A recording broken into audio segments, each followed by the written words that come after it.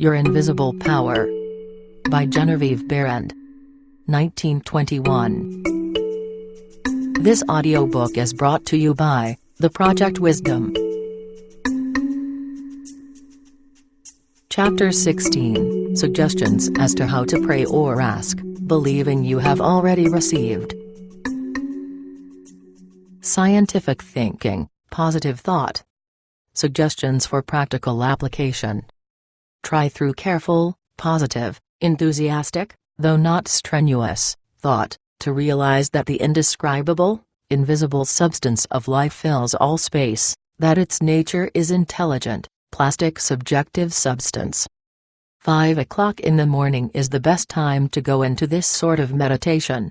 If you will retire early every night for 1 month, before falling asleep, impress firmly upon your subjective mind the affirmation, "My Father is the ruler of all the world, and is expressing his directing power through me." You will find that the substance of life takes form in the molds of your thoughts. Do not accept the above suggestion simply because it is given to you. Think it over carefully until the impression is made upon your own subconscious mind understandingly.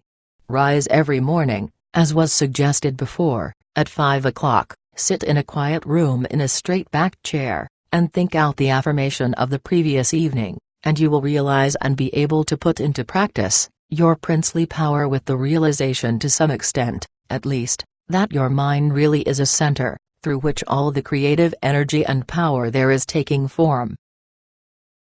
Scientific prayer. The principle underlying scientific prayer.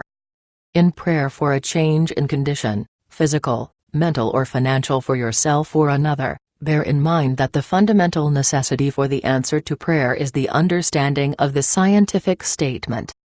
Ask, believing you have already received and you shall receive. This is not as difficult as it appears on the surface, once you realize that everything has its origin in the mind, and that which you seek outwardly, you already possess. No one can think a thought in the future. Your thought of a thing constitutes its origin. Therefore, the thought form of the thing is already yours as soon as you think it.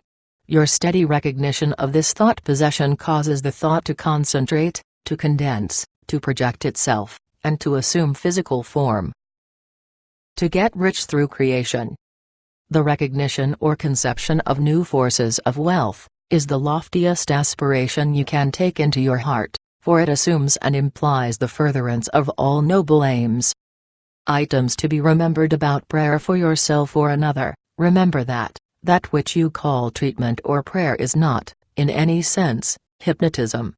It should never be your endeavor to take possession of the mind of another. Remember that it should never be your intention to make yourself believe that which you know to be untrue. You are simply thinking into God or First Cause with the understanding that if a thing is true at all, there is a way in which it is true throughout the universe. Remember that the power of thought works by absolutely scientific principles. These principles are expressed in the language of the statement. As a man thinketh in his heart, so is he. This statement contains a world of wisdom, but man's steady recognition and careful application of the statement itself is required to bring it into practical use. Remember that the principles involved in being as we think in our heart, are elucidated and revealed by the law, as you sow, you shall reap. Remember that your freedom to choose just what you will think, just what thought possession you will affirm and claim, constitutes God's gift to you. It shows how First Cause has endowed every man with the power and ability to bring into his personal environment whatever he chooses. Cause and effect in reference to getting. If you plant an acorn, you get an oak. If you sow a grain of corn, you reap a stalk and many kernels of corn. You always get the manifestation of that which you consciously, or unconsciously affirm and claim, habitually declare and expect, or in other words as you sow. Therefore, sow the seeds of I am, I ought, I can, I will realize, that because you are, you ought. That because you ought, you can, that because you can, you do. The manifestation of this truth, even in a small degree, gives you the indisputable understanding that, Dominion is your charter right. You are an heir of first cause, endowed with all the power He has. God has given you everything. All is yours, and you know that all you have to do is to reach out your mental hand and take it. This formula may serve as a pattern to shape your own prayer or affirmation into God, for the benefit of another or yourself. If for another, you speak the Christian name of the person you wish to help, then dismiss their personality entirely from your consciousness. Intensify your thought by meditating upon the fact that there is that in you, which finds the way, which is the truth and is the life. You are affirming this fact, believing that since you are thinking this, it is already yours. Having lifted up your feeling to the central idea of this meditation, you examine your own consciousness to see if there is aught which is unlike God. If there is any feeling of fear, worry, malice, envy, hatred, or jealousy, turn back in your meditation to cleanse your thought through the affirmation that God's love and purity fill all space including your heart and soul.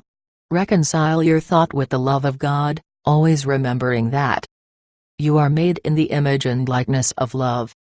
Keep this cleansing thought in mind, until you feel that you have freed your consciousness entirely of all thoughts and feelings, other than love and unity with all humanity. Then if denials do not disturb you, deny all that is unlike your desired manifestation. This accomplished, you almost overlay your denial with the affirmative thought that you are made in the image and likeness of God, and that you already have your desire fulfilled in its original spiritual or thought form. Closing of prayer. Prayer as a method of thought is a deliberate use of the law, which gives you the power of dominion over everything which tends in any way to hamper your perfect liberty. You have been given life that you may enjoy it more and more fully. The steady recognition of this truth makes you declare yourself a prince of power. You recognize, accept and use this power as a child of a king, and hence dominion is your birthright. Then when you feel the light of this great truth flooding your consciousness, open the floodgates of your soul in heartfelt praise that you have the understanding that the Creator and His creation are one. Also that the Creator is continually creating through His creation. Close your treatment in the happy assurance that the prayer which is fulfilled is not a form of supplication, but a steady habitual affirming that the Creator of all creation is operating specifically through you. Therefore, the work must be perfectly done. Your mind is a center of divine operation. Hints for application and practice. For every 5 minutes given to reading and study of the theories of mental science, spend 15 minutes in the use and application of the knowledge acquired. 1. Spend 1 minute in every 24 hours, in conscientiously thinking over the specification that must be observed, in order to have your prayers answered. 2. Practice the steady recognition of desirable thought possession for 2 periods of 15 minutes each every day. Not only time yourself each period to see how long you can keep a given conception before your mental vision, but also keep a written record of the vividness with which you experience your mental image. Remember that your mental senses are just as varied and trainable as your physical ones. 3. Spend 5 minutes every day between 12 noon and 1 o'clock, with a mental search for new sources of wealth,